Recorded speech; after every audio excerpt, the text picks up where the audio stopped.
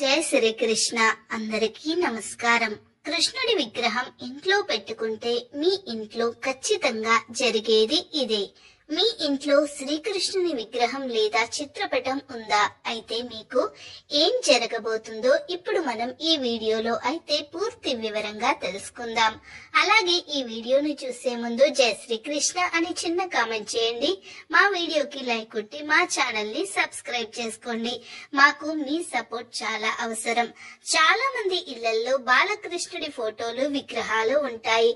వేణువు వాయిస్తున్న ఫోటోలు, గోపికలతో ఆడుతున్న ఫోటోలు, రాధాకృష్ణుల ఫోటోలు, పాముపై నాట్యం చేస్తున్న ఫోటోలు లేదా విగ్రహాలు ఉండే ఉంటాయి. శ్రీకృష్ణుడి ఫోటోలు లేదా విగ్రహాలు ఇంట్లో ఉంటే వాటిని ఏ విధంగా చేసుకోవాలే విషయం చాలా మందికి తెలియదు. చాలా మంది ఇంటి అందం కోసం లేదా గిఫ్ట్ గా వచ్చిందని కృష్ణుని ఫోటోలు విగ్రహాలు ఇంట్లో అలంకరిస్తారు. అయితే వాస్తు ప్రకారం ఇంట్లో శ్రీకృష్ణుడికి సంబంధించిన ఫోటోలు విగ్రహాలు ఏ దిక్కున ఉండాలో, ఇంట్లో శ్రీకృష్ణుడి విగ్రహం ఏ రూపంలో ఉంటే మంచి జరుగుతుందో ఇప్పుడు తెలుసుకుందాం. శాస్త్రాల ప్రకారం శ్రీకృష్ణుని ప్రేమకు స్వరూపంగా పేర్కొంటారు. తనను ఆరాధించే వారి పట్ల ఉదారంగా వ్యవహరించే గొప్ప మనసున్న దేవుడు. ఇతర దేవతా విగ్రహాలను కంటే శ్రీకృష్ణుని విగ్రహం ఇంట్లో కొంచెం భిన్నంగా ఉంచాలి. విగ్రహంతో పాటు భగవంతుడికి ఇష్టమైన వస్తువులను కూడా దానితో పాటుగా పూజా మందిరంలో ఉంచాలి. ఇలా చేస్తే నారాయణుడి యొక్క అనుగ్రహం తప్పక లభిస్తుంది. పూజా గదిలో, ఇంటి ప్రధాన ద్వారం దగ్గర, డైనింగ్ హాల్లో, టీవీ హాల్లో, కిచెన్ లో దేవుడి ఫోటోలను పెట్టుకుంటారు. దాదాపు అందరి ఇళ్లలోనూ చిత్రపటాలను పూజిస్తారు. ఇందులో శ్రీకృష్ణుడి ఫోటో ఖచ్చితంగా ఉండాలని చెప్తున్నారు. ఈ విష్ణు అవతారమైన శ్రీకృష్ణుడిని పూజించడం వలన మీకు ఏ సమస్య ఉండదు, జీవితంలో ప్రేమ కనిపిస్తుందని చెప్తుంటారు. ఇంట్లో కృష్ణుడి విగ్రహం లేదా ఫోటో ఉంటే చాలా ప్రయోజనాలు ఉంటాయని చాలా గ్రంథాల్లో చెప్పబడింది. వాస్తు శాస్త్రంలో కూడా కృష్ణుడి ఫోటోలు ఇంట్లో ఉంటే వాస్తు దోషాలు తొలగిస్తాయని చెప్తారు. కృష్ణుడి ఫోటోలు పెట్టడం వల్ల ఎలాంటి లాభాలుంటాయో తెలుసుకుందాం. శ్రీకృష్ణుని ఫోటోలు మీరు ఈశాన్యం వైపు ఉంచడం మంచిది. ఇలా పెట్టడం వల్ల ఇంట్లో ప్రేమ పెరుగుతుంది, బంధం పటిష్టమవుతుంది, నమ్మకం, దివ్యత్వం కలుగుతాయి. ఇంట్లో 12 సంవత్సరాల కన్నా తక్కువ వయసున్న పిల్లలు ఉంటే ఇంట్లో తప్పకుండా మాధవుడి ఫోటో ఉంచడం చాలా మంచిది. తూర్పు వైపు శ్రీకృష్ణుని ఫోటో ఉంచడం వల్ల ఇంట్లో సంపద కలుగుతుంది. శ్రీకృష్ణుడు చక్కటి చిత్రాలు పెడితే ఇంట్లో దివ్య శక్తి తెలుస్తుంది. అదే విధంగా శ్రీకృష్ణుడు గోవర్ధనగిరిని ఎత్తిన చిత్రాన్ని దక్షిణ దిశలో పెట్టడం వల్ల మీకున్న సమస్యలు దూరం అవుతాయి. ఇలా చేయడం వలన ప్రమాదాలు, విపత్తులు తొలగిపోతాయి. శ్రీకృష్ణుని చిత్రపటాలు పెట్టడం వల్ల దుష్ట శక్తులు నశిస్తాయి. మీ ఇంట్లో శ్రీకృష్ణుడు వేణువు పట్టుకున్న ఫోటోలను పెట్టడం మంచి జరుగుతుంది. మీ ఇంట్లో కృష్ణుడు వేణువు పట్టుకుని ఉన్న ఫోటో ఉంటే మీ ఇంటి వాతావరణమే మారిపోతుంది. ఇది ఇంట్లో సానుకూల శక్తిని సృష్టించడానికి సహాయపడుతుంది. ఇంట్లో దుఃఖం పోతుంది, ఇంట్లో ఆనందం ఎప్పుడూ ఉంటుంది. మీరు ఫోటో బదులుగా ఇంట్లో వేణువును కూడా ఉంచుకోవచ్చు. సుదర్శన చక్రాన్ని పట్టుకున్న కృష్ణుడి ఫోటో ఉంచడం వల్ల ఇంట్లో సానుకూల శక్తి పెరుగుతుంది, నెగటివ్ ఎనర్జీ నాశనం చేస్తుంది. రాహు ప్రభావం తగ్గి దుష్పరిమాణాలు తగ్గి ఇల్లు ప్రశాంతంగా ఉంటుంది. భార్యాభర్తలు చక్కగా ఉండాలంటే, వారి బంధం 10 కాలాల పాటు చల్లగా ఉండాలంటే సులభమైన వాస్తు చిట్కాలు. వివాహమైన జీవితంలో ప్రేమ రసాన్ని కలపాలంటే మీ ఇంట్లో రాధాకృష్ణ చిత్రపటం పెట్టుకోవాలని వాస్తు నిపుణులు సూచిస్తున్నారు. రాధాకృష్ణ చిత్రం వాస్తు శాస్త్రంలో ఎంతో పవిత్రమైనదిగా పరిగణిస్తారు. అలాగే ప్రేమకు చిహ్నంగా కూడా చెప్తారు. కృష్ణుని చిత్రపటం అంటే ఆ ఇంట్లో అనేక రకాల వాస్తు దోషాలు తొలగిపోతాయి. కస్తూరి సంతానం ఆనందాన్ని కోరుకుంటే పడక గదిలో కృష్ణుడి బొమ్మను ఉంచడం మంచిది. మీరు బాలకృష్ణుడి ఫోటో కూడా పెట్టవచ్చు. దానిని తూర్పు, పడమర గోడలపై ఉంచవచ్చు. అయితే మీ పాదాల వైపు ఉండకుండా చూసుకోవాలి. అలాగే రాధాకృష్ణ చిత్రపటం పెట్టేందుకు కూడా నిబంధనలు ఉన్నాయి. వాస్తు శాస్త్రం రాధాకృష్ణ పెయింటింగ్స్ లేదా చిత్రాలను లివింగ్ రూమ్ లో లేదా పడక గదిలో వేలాడదీయవచ్చు. గదిలో ఈశాన్య దిశ వైపు దేవతా విగ్రహాలను వేలాడదీయడం ఉత్తమంగా చెబుతారు. అయితే రాధాకృష్ణుల ఫోటోలు గదిలో నైరుతి దిక్కున ఉంచితే భార్యాభర్తల మధ్య నమ్మకము, నిజాయితీ ఉంటుందని శాస్త్రం చెప్తుంది. అలాగే రాధాకృష్ణ విగ్రహం అయితే హాల్లో రాగానే ఎదురుగా కనిపించేట్లు ఉంచుకోవాలని వాస్తు పండితులు చెప్తున్నారు. తల్లి పిల్లల మధ్య మంచి అనుబంధం ఉండాలంటే యశోదా శ్రీకృష్ణుని ఫోటో ఇంటిలో ఉండాలి. చాలా మంది కృష్ణుడి ఫోటో లేదా విగ్రహం కొనేటప్పుడు కొన్ని విషయాలను అస్సలు పట్టించుకోరు. కృష్ణుడి చిత్రపటం లేదా విగ్రహం కొనేటప్పుడు అందులో నెమలి పింఛం, గోవు పిల్లలు గోవు ఉన్నాయో పిల్లల గోవు లేవో చూసుకోవాలి. అలాగే మీరు ఏ గదిలో కృష్ణుడి విగ్రహం పెట్టినా ఆ విగ్రహం దగ్గర వెన్నను కృష్ణుడికి నైవేద్యంగా తప్పనిసరిగా పెట్టాలి. ఇంట్లో రాధాకృష్ణుల చిత్రపటానికి విగ్రహానికి ఎట్టి పరిస్థితుల్లో తులసిని సమర్పించకండి. ఇంట్లో మీరు ఏ గదిలో కృష్ణుడి విగ్రహం పెట్టినా తప్పనిసరిగా పాటించాలి. మీరు ఇంట్లో కృష్ణుడి విగ్రహం పెట్టుకోవాలి అనుకుంటే ఆ విగ్రహాన్ని ఒక మనిషిలాగా భావించాలి. కష్టం వచ్చినా సుఖం వచ్చినా ఆ కన్నయ్యతో మీ బాధను చెప్పాలి. అతిథిగా చూసుకోవాలి. ప్రతిరోజు వెన్న కాని కలకండ కాని కృష్ణుడికి నైవేద్యంగా సమర్పించాలి. వారంలో ఒకసారి అయినా కృష్ణుడి విగ్రహానికి తామర పువ్వులను సమర్పించాలి. మీరు కృష్ణుడి విగ్రహం ఇంట్లో పెట్టుకుంటే సరిపోదు, ఆ విగ్రహానికి సేవలు చేయాలి.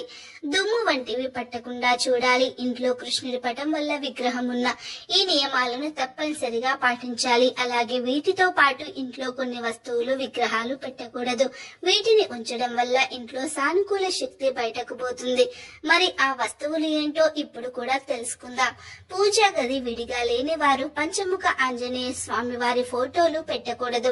హనుమంతుడి ఫోటో కాని విగ్రహం కాని ఏదైనా సరే పూజా గది విడిగా లేని వారు ఉంచకూడదు. సూర్యుడి విగ్రహం ఇంట్లో పెట్టకూడదు. ఆయనే ప్రత్యక్షంగా కనిపిస్తారు కాబట్టి నేరుగా నమస్కరించుకోవాలి. ఉగ్ర రూపంలో ఉన్న నరసింహస్వామి ఫోటో కాని విగ్రహం కాని ఉంచకూడదు. లక్ష్మీ నరసింహ, యోగ నరసింహ ఫోటో పెట్టుకుని పూజ చేయవచ్చు. కాళీ, ప్రత్యాంగిరాదేవి ఫోటోలు ఇంట్లో పెట్టకూడదు. నటరాజ విగ్రహం కూడా ఇంట్లో పెట్టకూడదు. నాట్యం నేర్పే ప్రదేశంలో పెడితే మంచిదే కాబట్టి అక్కడ ఉండవచ్చు. ఇంటి గుమ్మానికి దిష్టి కోసం అన్ని రాక్షసుల ఫోటోలు పెట్టకూడదు. అలా పెట్టడం వల్ల ఇంటి యజమాని తరచుగా అనారోగ్యానికి గురవుతారు. ఇంటి గుమ్మం పైన వినాయకుడి ఫోటో కాని దిష్టి యంత్రం ఫోటో కాని పెట్టడం మంచిది.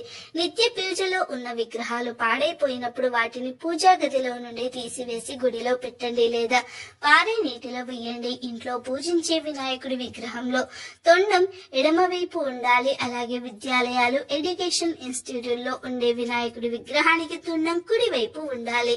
వ్యాపారం చేసే ప్రదేశంలో నిల్చున్న వినాయకుడు ఉండాలి. అలాగే ఇంట్లో ఎక్కడా కూడా లక్ష్మీదేవి ఫోటో నిల్చున్నట్లుగా ఉండకూడదు. లక్ష్మీదేవి పచ్చ రంగు చీరతో అటు ఇటు తిరుగుతూ ఉన్న ఫోటో గృహస్థులు పూజించడం మంచిది. పూజ తర్వాత దేవుడి దగ్గర పెట్టిన పూజ అయ్యాక వెంటనే తీసేసి ప్రసాదంగా స్వీకరించాలి. ప్రసాదాన్ని మీరు చేసిన పూజకు దేవుని అనుగ్రహం ప్రసాదం రూపంలో మీరు స్వీకరించాలి. పూజ గదిలో ఎంత ఖరీదైన విగ్రహాలు ఉంచినా పూజ గదిలో కూరకి పసుపు రాసి, వైష్ణవులు అయితే నామ కొమ్ముతో, తిరుమల శైలు అయితే అర్ధనామాలు, శక్తులు అయితే పసుపు రాసి మధ్యలో గౌరీ తిలకం బొడ్డుగా పెట్టాలి. ఆకుతో కాని తమలపాకుతో కానీ గోడకి పసుపును రాసి నామాలు పెడతారు. మీరు ఎంత ఖరీదైన పూజా వస్తువులు ఉంచినా గోడకి ఇలా నామాలు పెట్టి పూజించడం మన హిందూ సాంప్రదాయం. చాలా కుటుంబాలు ఈ సాంప్రదాయాన్ని ఇప్పటికీ అనుసరిస్తున్నారు. అప్పుల బాధలు తీరాలంటే కొబ్బరి నూనెతో ప్రతిరోజు ఇంట్లో దీపారాధన చేయాలి. ఇంట్లో గొడవలు తగ్గాలంటే ఆముదంతో దీపారాధన చేయాలి. నిత్యం లక్ష్మీ కటాక్షం కోసం ఆవు నెయ్యితో దీపం పెట్టాలి. శత్రు పీడలు, ఆస్తి వివాదాలు, ఇంట్లో అనారోగ్యం నుండి కోలుకోవడానికి నువ్వుల నూనెతో దీపారాధన చేయాలి. మనం చేసే పూజలు నైవేద్యంగా పెట్టకూడదు. పచ్చిపాలను ఒకరు మెడలో వేసుకున్న రుద్రాక్షలు ఇంకొకరు ధరించకూడదు. దేవుడి దగ్గరకు, పెద్దవాళ్ల దగ్గరకు పిల్లలు ఉన్న ఇంటికి వట్టి చేతులతో వెళ్ళకూడదు. మీ ఇంట్లో అతిథి ఉన్నప్పుడు వారికి పెట్టకుండా ముందు మీరు తినకూడదు. మొదటిసారి ఎవరైనా ఇంటికి భోజనానికి వచ్చినప్పుడు వారు ఒక్కసారి వడ్డించిన ఆహారంతో లేవకూడదు. రెండవసారి కాస్తైనా సరే పెట్టుకోవాలి. అలా ఒక్కసారి లేస్తే ఆతిథ్యం ఇచ్చిన ఫలితం దక్కదు. ఇంట్లో తరచుగా సాంబ్రాణి ధూపం వేస్తూ ఉండాలి. తద్వారా మీ ఇంట్లో నెగటివ్ ఎనర్జీ తొలగిపోతుంది. అలాగే ఇంట్లో గాలి శుద్ధమవుతుంది. అలాగే గుడికి వెళ్ళినప్పుడు కూడా కొన్ని నియమాలు పాటించాలి. దేవుడు గుడికి వెళ్ళినప్పుడు గుడి వెనక భాగం బలిపీఠం దగ్గర తాకడం కానీ తల ఆనించడం కానీ చేయకూడదు. బలిపీఠాల దగ్గర అర్చకుడు తప్ప ఎవ్వరూ ఏది అక్కడ పెట్టకూడదు. గుడిలో దేవుడికి అర్చకులకు తప్ప ఎవ్వరికి నమస్కారాలు చేయకూడదు. రాత్రిపూట తల చిక్కు తీయకూడదు. అలాగే స్త్రీలు జుట్టు విరబోసుకుని ఇంట్లో తిరగరాదు. పెరుగు చేతితో చిలకకూడదు. నీరు పాలు నెయ్యికి అంటూ ఉండదు. అవి ఎక్కడి నుండైనా ఎవరి నుండైనా తీసుకోవచ్చు. లక్ష్మీదేవి అనుగ్రహానికి పూజలు ఉన్నాయి. లక్ష్మీదేవి నివాసం పాలు. లక్ష్మీ స్థానాలు అనేకం ఉన్నాయి. అలాగే జ్యేష్ఠాదేవి అనుగ్రహం ఎలా పొందాలి? జ్యేష్ఠాదేవిని పులిహోర జ్యేష్ఠాదేవి స్థానాలు. పులిహోర చేసి దేవుడికి నివేదన చేస్తే జ్యేష్ఠాదేవి పెట్టే కష్టాల నుండి ఉపశమనం లభిస్తుంది. పులిహోర చేసి ప్రసాదంగా పెడితే జ్యేష్ఠాదేవి శాంతిస్తుంది. అందుకే పెద్దవాళ్ళు వారానికి ఒకసారి పులిహోర వండుకునే వాళ్ళు అలా వండుకొని దానిని పంచి పెడితే మంచిది. మన నిత్య జీవితంలో ఎన్నో నియమాలను పాటిస్తే లక్ష్మీదేవి అనుగ్రహం మనపై ఎల్లప్పుడూ ఉంటుంది. అలాగే విగ్రహాల విషయంలో దేవుళ్ళ చిత్రపటాల విషయంలో కూడా తగిన జాగ్రత్తలు తీసుకుంటే చాలా మంచిది. మా వీడియో కనుక మీకు నచ్చితే లైక్ చేయండి. మీ ఫ్రెండ్స్ అండ్ ఫ్యామిలీ మెంబర్స్ కి షేర్ చేయండి. మా ఛానల్ ని ఫస్ట్ టైం కనుక చూస్తే తప్పకుండా సబ్స్క్రైబ్ చేసుకుని గంట సింబల్ ని యాక్టివేట్ చేసుకోండి. అప్పుడే మేము పెట్టే వీడియోస్ మీకు నోటిఫికేషన్ గా వస్తాయి. మా వీడియోని పూర్తిగా చూసినందుకు ధన్యవాదాలు. వీడియో నచ్చితే కామెంట్ బాక్స్ లో జై శ్రీకృష్ణ అని కామెంట్ చేయడం మాత్రం అస్సలు మర్చిపోవద్దు. Thanks for the watching.